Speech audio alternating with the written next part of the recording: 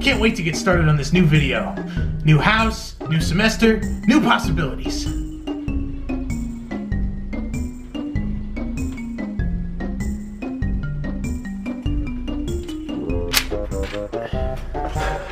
Fuck! It's Halloween already? That means the semester's half over. Fuck!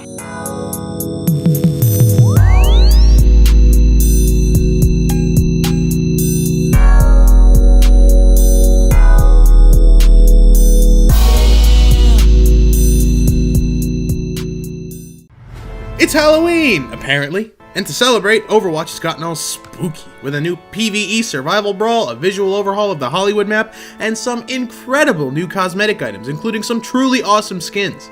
And to celebrate the occasion, and me getting this awesome skin out of a loot box without buying any, we're going to take a close look at Overwatch's lovable Australian pyromaniac, JUNKRAT.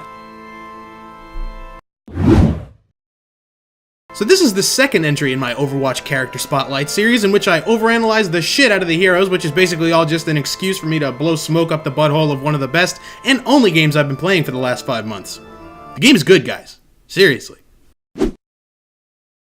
Characterization behind JUNKRAT is actually a little bit of a mystery until we get to the Omnium detonation in Australia, a major event in the Overwatch lore. The fusion core detonation turned most, if not all, of Australia into a nuclear wasteland. One of the not too many survivors of the event, who eventually began to call themselves Junkers, was Jameson Fox, aka our boy JUNKRAT, or on this occasion, Dr. Jameson Junkenstein! Also, I can't be the only one to think this looks like a Rick skin. This is totally a Rick and Morty reference, guys. I'm calling it. So somehow this little dickhead got his hands on some kind of buried secret or something, and eventually teamed up with our other boy Roadhog, we'll get to you soon, big guy, and together they embarked on a crazy worldwide crime spree.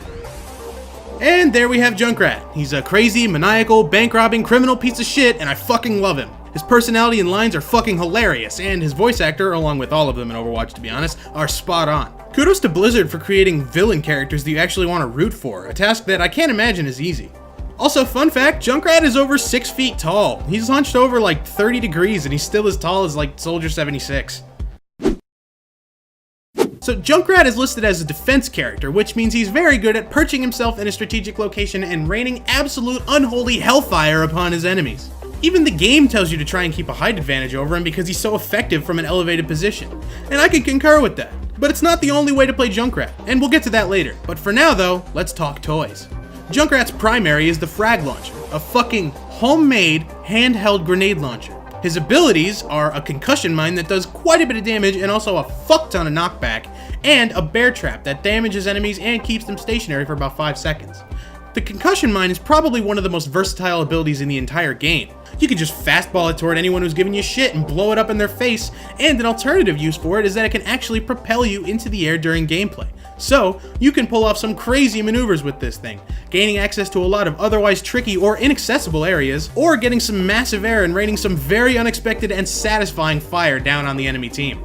The trap is a bit less versatile. Like I said, you can use the two together to create a really powerful death trap, but other than that, the trap is more of a throw it and then forget about it type of situation. It does have its uses, however. It can lock in place some of the more slippery heroes like Tracer or Genji, allowing you and your team a chance to take them out quickly. It can also be used to keep people from reaching objectives, it can watch your back for you if you're in a strategic position, and if someone is on low health, it can even finish them off for you if you're lucky. He also has a passive ability, which is basically a martyrdom type deal.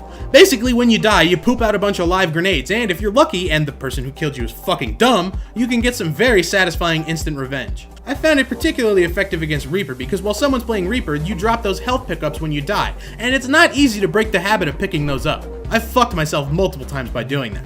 His ultimate is the Riptire, a remote-controlled wheel of death with perhaps the most often heard and annoying voice line in the game. Fire in the hole! Fire in the hole! It never fails to scatter and disrupt an entire team because it has the potential to kill an entire team if they're grouped all together. Because it's so easily recognizable though, and so loud, it can be very easy to escape. But I've been hunted down solo by these things more times than I'd care to admit. It's a pretty stressful experience. Okay, so this is gonna sound a little bit weird and maybe a little bit cop-outy, but the main thing I have to say here is if you're going to play JUNKRAT, be unpredictable. Seriously, you have to learn to be unpredictable with JUNKRAT in order to get good, because a predictable JUNKRAT is one of the easiest heroes to counter in the entire game. Never stand still. Never move in the same direction twice in a row. Fire your grenades all over the place and chuck those concussion mines everywhere. Jump in, rain hellfire, then jump out, and never stand still. Can't stress that enough. Only time you should be standing still is if you're playing as Reinhardt and you're being your team's table. That's on the individual level. On the team level though, Junkrat is just basically a defensive damage machine. Your job as a team Junkrat defending a point is to make the enemy team fucking miserable. Use your grenades to create a gauntlet that is impossible for the enemy to pass through without getting blown up. Create chaos. Every ability in Junkrat's arsenal creates chaos, including and probably especially the Riptire.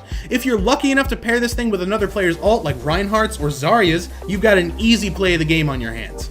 You can do cleanup duty for Soldier or Pharah, taking out anyone left after their ults hit. As I said before though, people run the fuck away as soon as this thing is unleashed, so it is at the very least a very effective zoning tool. And if your targets scatter, you can chase one of them down and really piss them off. Which, I mean, at the end of the day, is one of the only reasons you play Junkrat, because you really want to piss some fools off. At least that's what I do. So, Junkrat, by comparison, is one of the more traditional heroes in Overwatch, with his abilities likely being pretty recognizable to the average gamer. He can make a match truly chaotic with his wide range of disruptions and explosives. The best way to capitalize on this is to act accordingly, and be truly chaotic and unpredictable in the way you play the game. Hopefully, if you're a new or seasoned Overwatch player, you learned a little something about our favorite smoldering Aussie anti-hero, and hopefully you'll join me as I overanalyze the absolute shit out of yet another hero in my next character spotlight. This has been TheMightyMander, and I'll see you all next time. Peace out, my friends.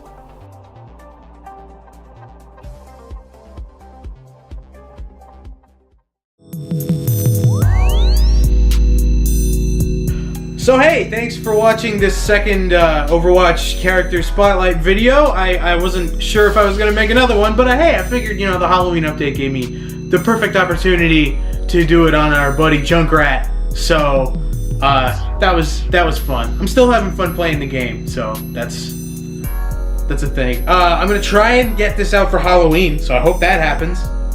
But it might not. I don't know. I'm recording this like a few days before Halloween, so like I'm not sure. Like, you know, so it was Halloween in the thing, but we're gonna try and get it before Halloween. So you're gonna see if we can do that. I don't know how much editing I'm gonna put into this.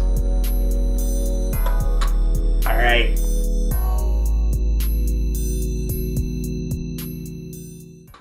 All right.